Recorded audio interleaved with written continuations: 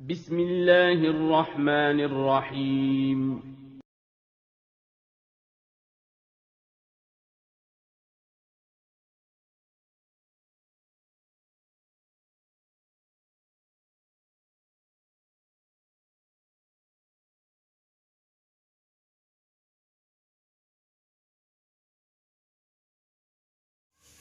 Bismillahirrahmanirrahim. Assalamualaikum warahmatullahi wabarakatuh. Alhamdulillahi rabbil alamin.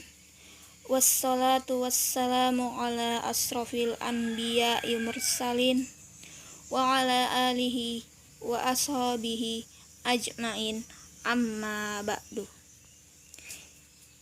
Kaifa halukum? Alhamdulillah.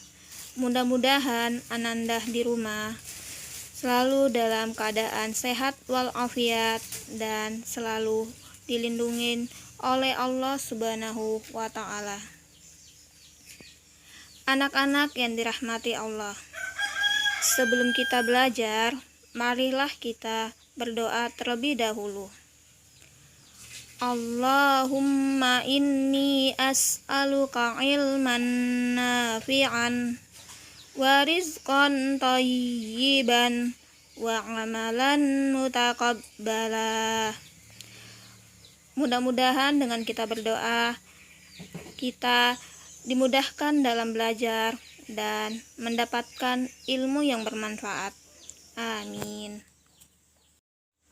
Anak-anak yang dirahmati Allah, hari ini kita belajar tema 2, subtema 3, bermain di sekitar sekolah, pembelajaran kedua.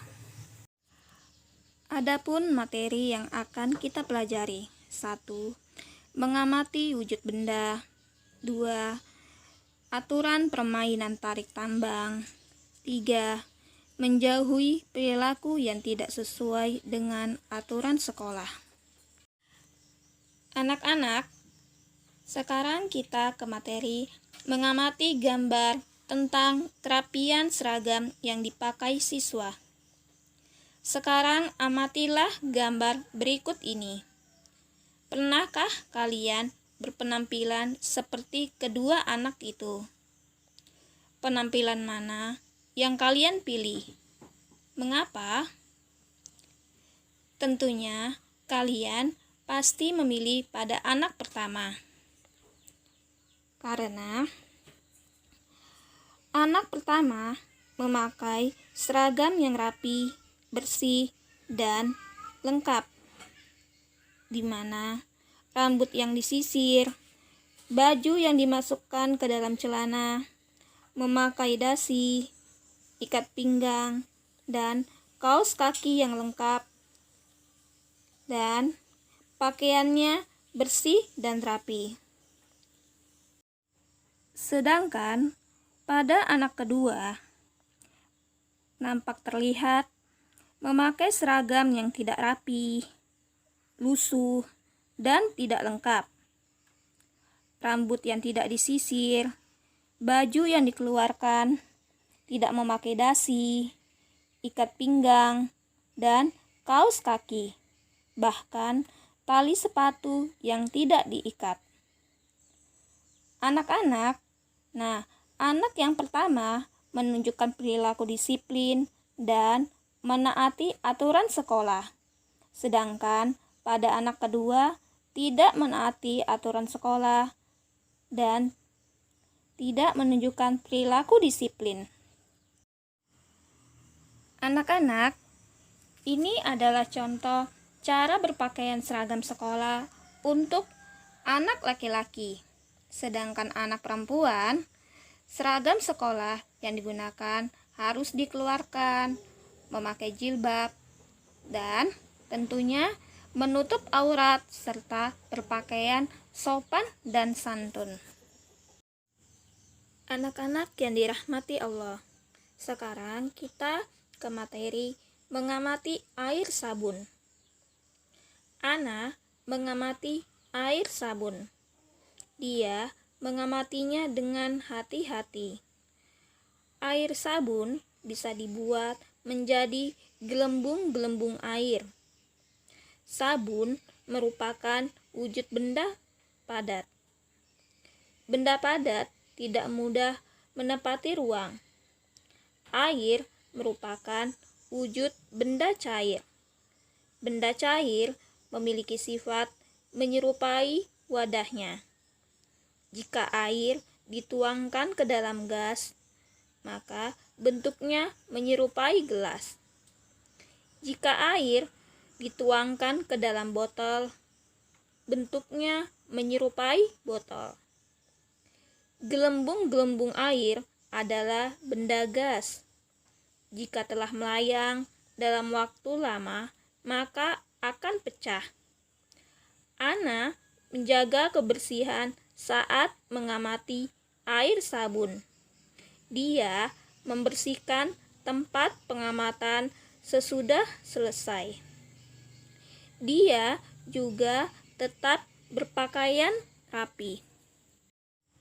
Anak-anak, sekarang kita menjawab pertanyaan pada teks mengamati air sabun halaman 109. Pertanyaan pertama, apa yang sedang dilakukan Ana?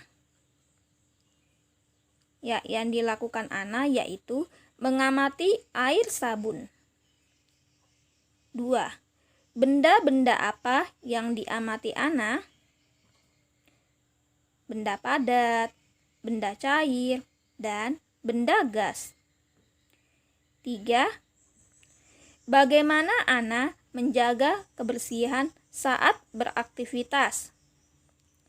Ana menjaga kebersihan saat beraktivitas dengan cara membersihkan tempat pengamatan sesudah selesai dan tetap berpakaian rapi.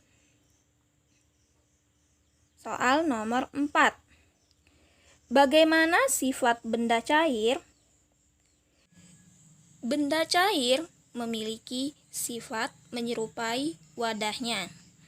Jika air dituangkan ke dalam gelas, bentuknya menyerupai gelas. Jika air dituangkan ke dalam botol, bentuknya menyerupai botol. Soal terakhir. Bagaimana sifat benda gas? Gelembung-gelembung air adalah benda gas. Jika telah melayang dalam waktu lama, maka akan pecah. Benda gas memiliki sifat menempati ruang dalam gelembung tersebut. Anak-anak, sekarang kita mengelompokkan benda berdasarkan wujudnya. Di sini ada air sabun, genangan air, dan gelembung air.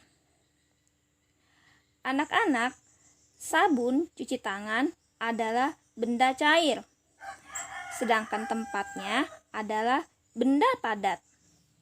Sabun adalah benda cair yang mana bersifat menempati sesuai tempatnya, sedangkan tempatnya adalah berbentuk padat yang bersifat keras. Pada gambar kedua, yaitu genangan air. Genangan air merupakan wujud cair. Sedangkan pada gambar ketiga, yaitu gelembung air atau gelembung sabun. Gelembung air atau gelembung sabun adalah benda yang berwujud gas, yang mana bersifat menempati ruang.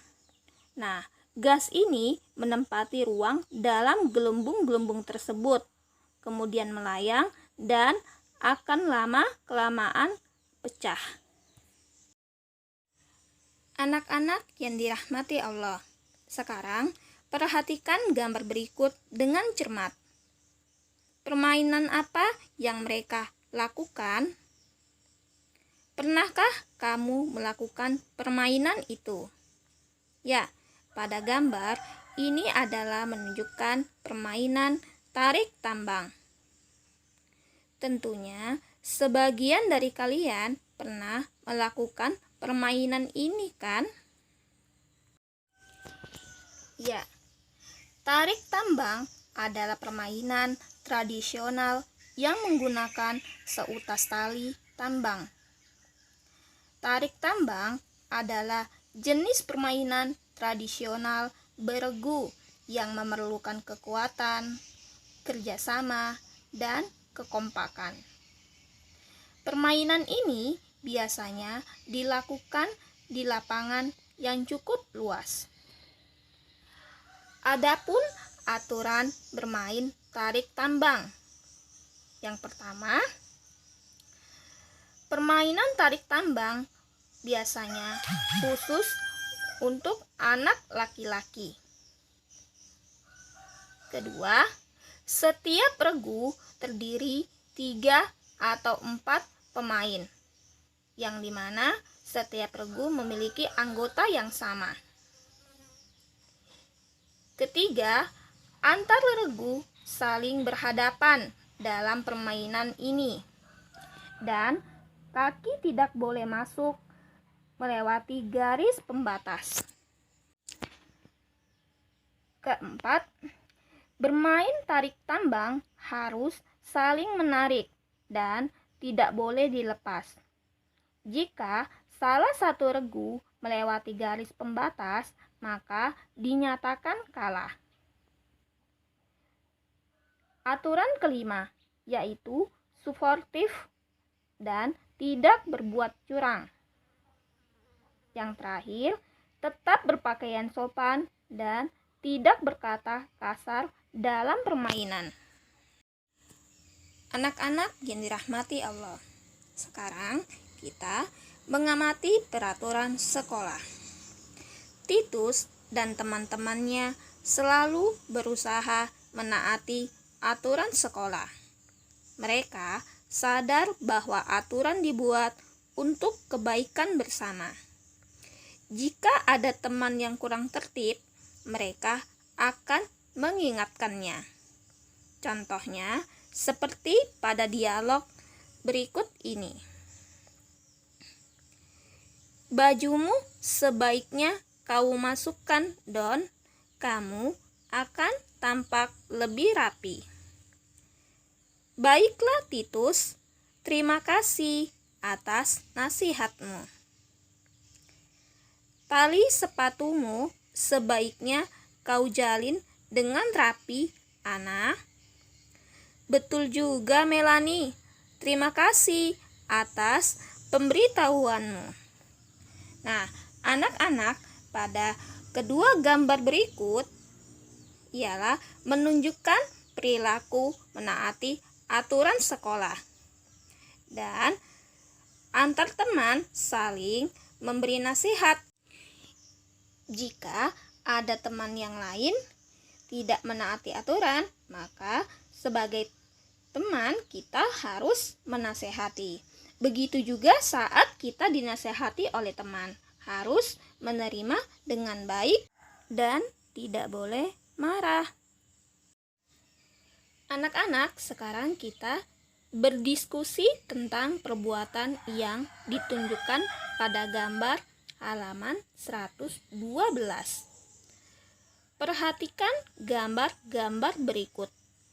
Apakah akibat dari perbuatan-perbuatan yang tertera di dalam gambar tersebut? Diskusikan dengan temanmu. Ayo. Pada gambar pertama, yaitu menunjukkan anak membuang sampah sembarangan. Akibatnya, halaman sekolah jadi kotor dan belajar tidak nyaman.